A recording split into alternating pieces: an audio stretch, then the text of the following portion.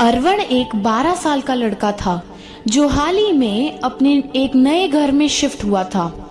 यह घर पुराने जमाने का था, थोड़ा डरावना, लेकिन अरवण को रोमांच पसंद था। एक दिन जब वह अपनी अलमारी साफ कर रहा था, उसे एक पुरानी डायरी मिली।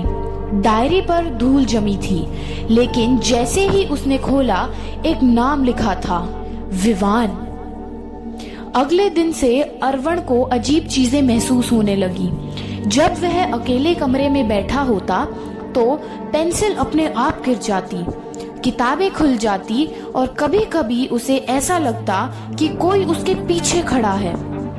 एक रात जब वह सो रहा था, अचानक से एक धीमी आवाज आई, अरवण।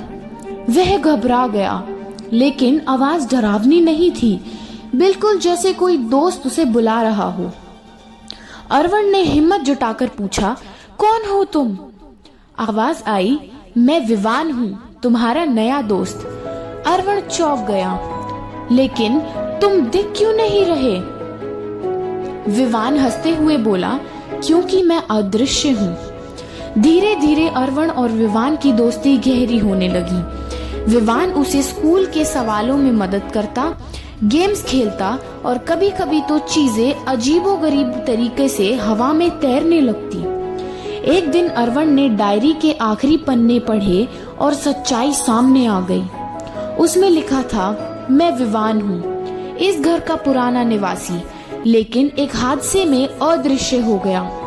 जब तक कोई मुझे दोस्त नहीं बनाएगा, मैं मुक्त नहीं हो सकता।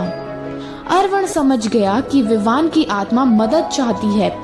उसने विवान से कहा, तुम अब मुक्त हो मेरे दोस्त। जैसे ही उसने यह कहा, हवा में एक हल्की रोशनी फैली और विवान की हंसी गूंज उठी। धन्यवाद अरवण। इसके बाद अरवण ने विवान को कभी नहीं देखा, लेकिन उसे हमेशा एहसास होता है कि वह कहीं ना कहीं है, उसके दिल में, उसकी यादों में।